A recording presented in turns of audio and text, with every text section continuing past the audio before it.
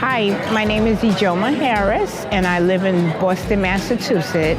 I'm a group leader in the Boston Support Group, and I was diagnosed with pulmonary hypertension in February of 2011. Part of Tough Medical Center. The doctors there are my team members. They support me medically in this fight for pulmonary hypertension. And in first being diagnosed with pulmonary hypertension, it was a strange thing to me. Never heard of it and didn't know anyone else who had suffered from pulmonary hypertension. So the diagnosis was kind of, scary to me. And I didn't know how to explain it to my family because a lot of people say you don't look sick. I suffered with fatigue to the point where I could not work. I knew that if I did work, it wouldn't be to the best of my ability. And for that, not being able to work for a young woman my age, it was really difficult financially. I have 3 children, and the 2 oldest ones were in college at the time of my diagnosis, so paying for their schooling, education was difficult. A teenager who was in middle school, high school, I struggled with her because a lot of things I could not do for her. And unfortunately, I even ran into losing a place to stay because finances was an issue. But I remember my doctor taking the time out to talk with me because I was going through a rough patch. And she suggested that I go to a support group meeting and just meet up with other patients who had pulmonary hypertension to know that I was not alone. And reluctantly, I went to the meeting, and I was surprised because the people embraced me. They heard my story, and I listened to their stories, which were similar, and it kind of encouraged me, okay, you're in this, you're not alone, so the PHA is a lemon to you, let's make some lemonade. So ever since then, I've just made the best of everything. And in the midst of it, I have my good days and bad days, and I'm also learning a lot. The Pulmonary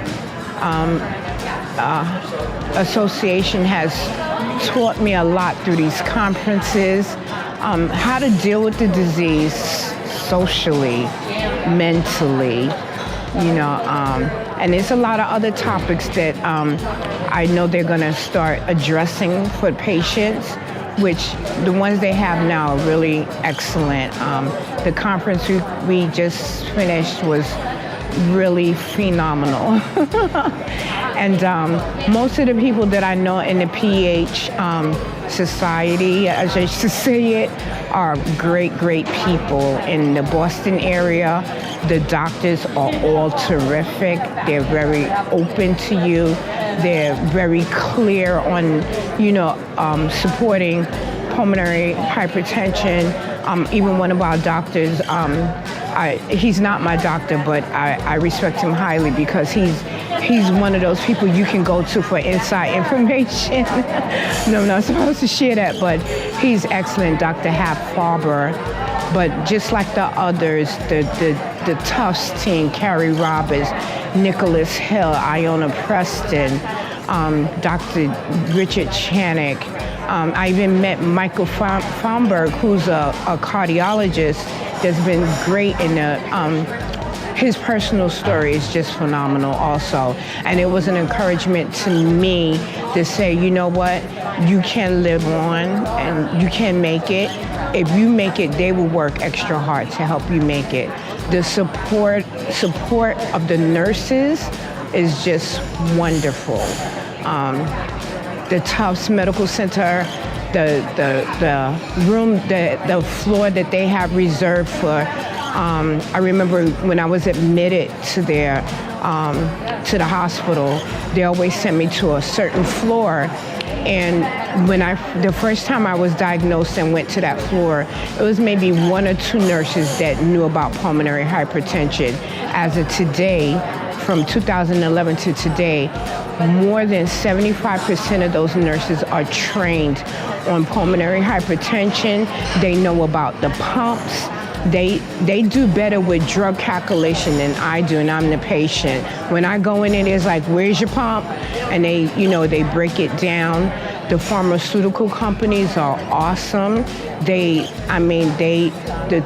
pharmaceutical company that works with my drugs, they are super. And I don't mean to be partial, but I've never been a part of any kind of medical association where the people are they're empathetic, number one. They understand what you're going through, and they help you, and they mean what they say. The social workers at Tufts are great. They help me with a lot of things, with the financial part. They help me out. So a lot of ways where other people will say, oh, I didn't get that. I'm still applying. I didn't get it. With the help of my support team, I got it.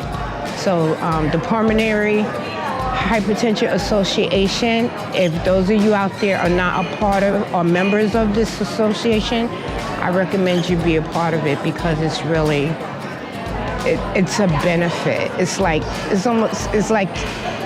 that air we breathe. We need Pulmonary Hypertension Association, especially if you have PH, because of the research, because of the information they give, and PH fights for you in so many ways when it comes to government.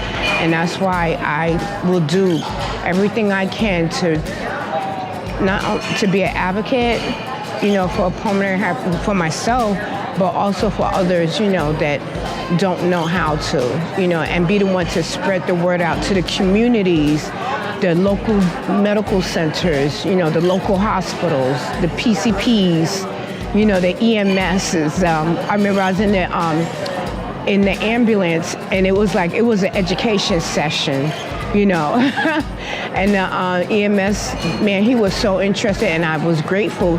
PHA had made up cards, and I was able to give him one, and he looked it up. And unfortunately, when I came to Dallas, TSA, you know how they do the search, and in the process of doing the search, the lady was like, well, what kind of pump do you have? Because I've seen people with diabetes that have it, so you got diabetes? And I was like, no. And I started to explain to her, and she was amazed. And she said, well, and I said, well, if I can get my bag, she said, it's over there in claims, you can't touch it. I said, well, when I can touch my bag, I have a card for you. And it was a PHA card. And I told her to go in there and look at the information.